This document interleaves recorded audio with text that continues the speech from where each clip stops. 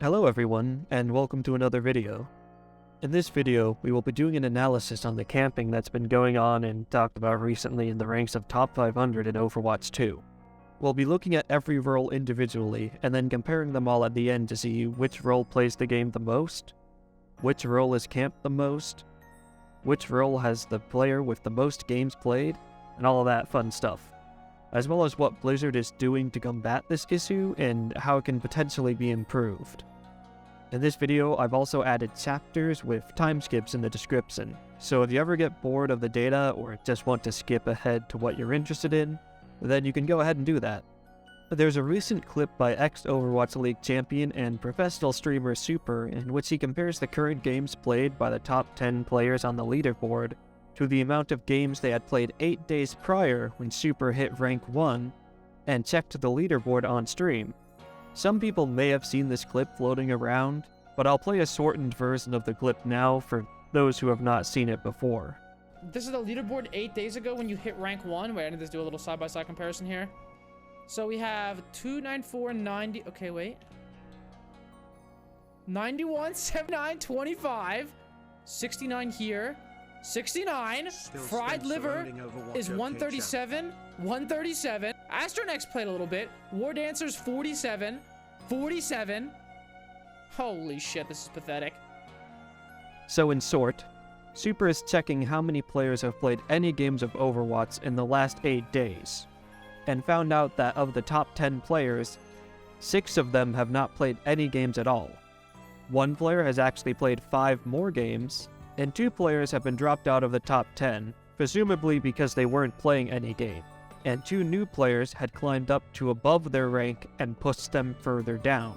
So out of the 10 players in the top 10, only 2 players, including Super, are confirmed as to have actually played a single game of competitive Overwatch in the last 8 days.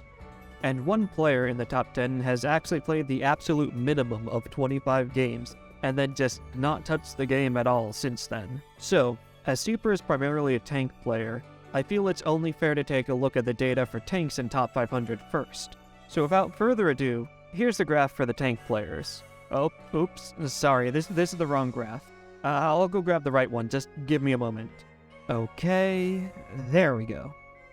So for this data, I've decided to organize it in a scatter plot to make it the easiest to read. How a scatter plot works is that each set of data, someone's top 500 position and how many games they've played, are all marked as a dot on this graph, with the x-axis indicating their position in top 500, and the y-axis indicating how many games they've played. So the farthest left dot is Super, who is currently the rank 1 tank player, with just under 300 games played, while the furthest right dot is the rank 500 player, who is way down in the bottom right corner and has only 27 games played. The scatter plot just makes it easy to visualize where players are all clustered together.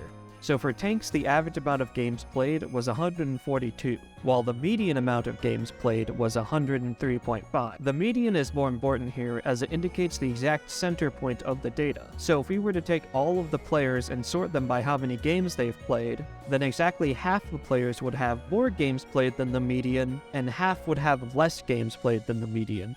This is a bit more accurate than the average, as the average will be boosted up by the few outlying players that play an exceptionally large amount of games. There isn't too much to talk about as the graph mainly just speaks for itself. You can see the plots are the most clustered up between the 100 and 25 games played range. This is supported by our median being 103.5, so the range of 100 to 25 games contains almost half the players in the entirety of top 500. The 100 to 200 game range is still pretty crowded, but not nearly as crowded as the 100 to 25 game range. And then 200 and above games played is pretty sparsely populated, with only a handful of players having played above 500 games. Also, the tank player who has played the most games this season is rank number 395, who has played 954 games total. Moving on, next we'll look at the graph for damage. And the first thing that you'll notice is that they're very similar.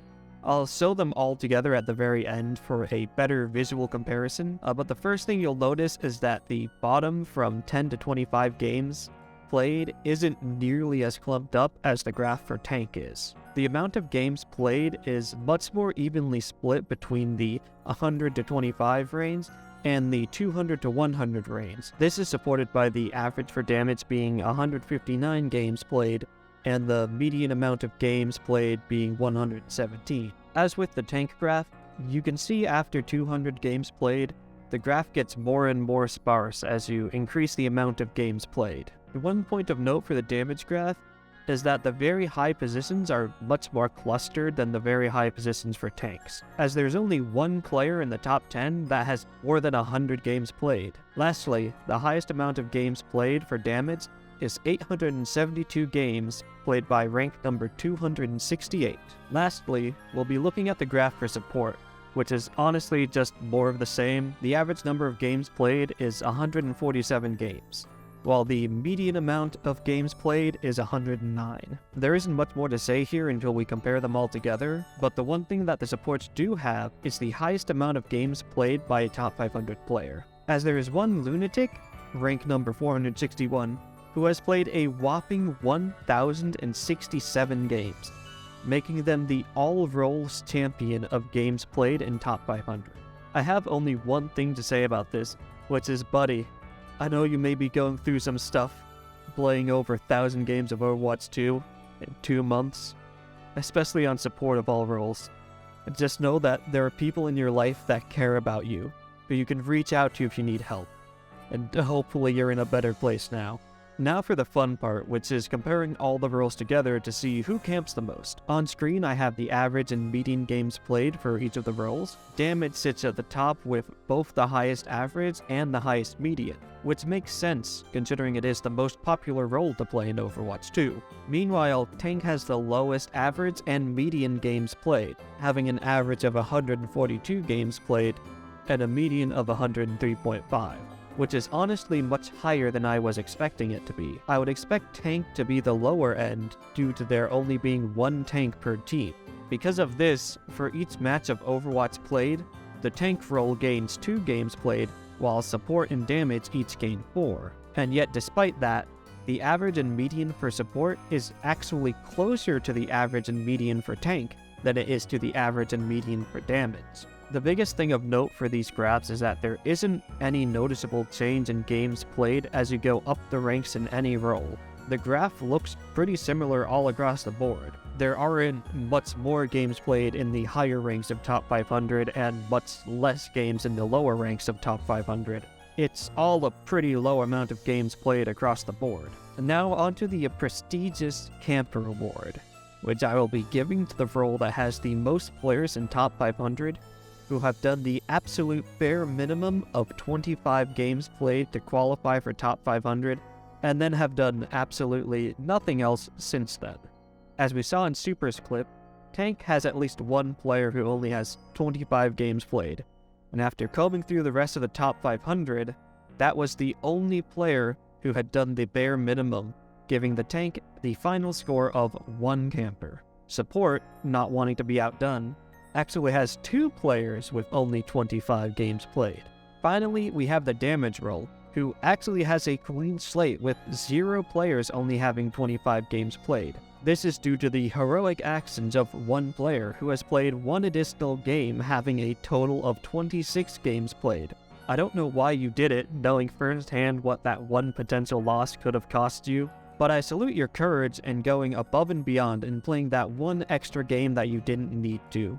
So pat yourself on the back. With 2 players with the bare minimum amount of games played, this makes the support role your camping champions for this dataset. Now with the full analysis out of the way, let's go into a more anecdotal form of evidence to showcase just how camped the top 500 ranks are, since we don't know people's actual ranks to see the difference between players, as everyone is just Grandmaster 1.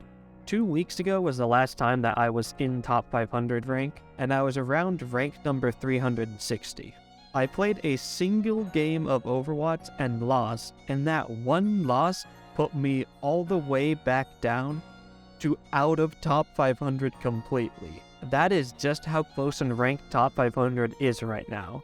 From people just getting in there and just not playing the game. It really shows in the fact that you can lose a single game and then drop over 140 spots I can't speak on the other roles much since I haven't been in top 500 in them yet, but from what I've seen online, it seems like the other roles are all also suffering from this same kind of problem of players just getting to top 500 and then not touching the game after that. This just makes the leaderboard super congested at the bottom, leading to having these massive jumps when you win a game and these massive falls if you were to lose one. As a side note, I got all of this data on March 28th, so the top 500 leaderboards may look very different now compared to even just a few days ago, due to how congested and unstable the rank is with all of the camping going on, especially on the lower end. Now, there has been a response from Blizzard about what they're doing about the rank camping issue, which we got courtesy of a dev interview stream hosted by SK and J3. SK brings the issue of rank camping up due to the removal of the seasonal rank decay, to which one of the devs responded, saying they're changing the requirements of top 500 from 25 games played to 25 wins. Now, this should make it harder for players to camp the top ranks, especially with multiple accounts, but honestly, I don't think it does enough. Making it 25 wins instead of games played just makes win streaks much more important than consistency. For instance, the tank player at rank 4 with only 25 wins right now actually has a super high win rate of being 21-4 from playing Wrecking Ball at the start of the season. So changing it to 25 wins still wouldn't really have much of an impact on players that get a really good streak of wins. I also don't really like how it will set different goal points for being qualified for top 500 for different players depending on their win rate. For example, player A could go 25-10 while player B has gone 20-15. Even though both these players have played the same amount of games, only one of them is actually eligible for top 500. It should just be a flat benchmark across the board to keep it consistent between players. Now for how I personally would try to fix this problem. First and foremost, I think the entry point should be much higher than what Blizzard suggests. I think around 100 games played by the end of the season for eligibility would be a pretty fair endpoint for what should be a very competitive leaderboard for the very best players in the Overwatch competitive ladder. There is an argument to be made that not everyone that plays Overwatch has a lot of free time to play, 100 matches in 2 months. But I think for players in the top 0.1% of the player base, it's not too much to ask of them to dedicate more time to actually playing the game if they want to compete for the rank of top 500. Now, immediately starting at 100 games would make the top 500 pretty barren for most of the season, which goes against my ideal of keeping the leaderboard in a competitive state where people are all continuously playing the game and competing against each other. So how my system would work is it would actually increase the required games for top 500 as the season goes on.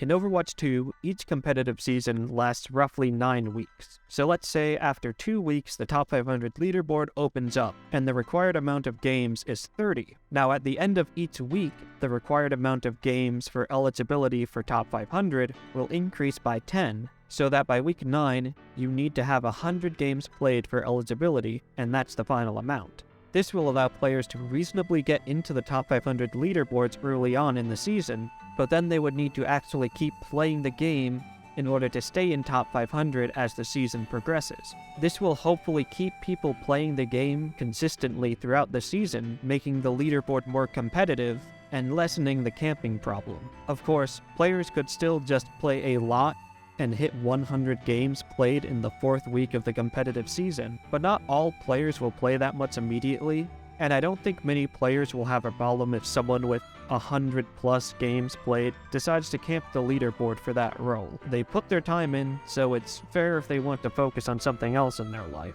or if they simply want to start playing a different role more often. Okay, that's it for this video. Please like and subscribe if you haven't already.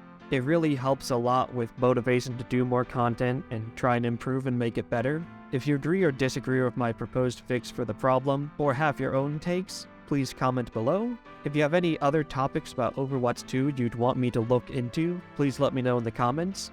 I'm always looking for new topics to dig into. Hopefully you enjoyed the video, and thank you for watching. See ya!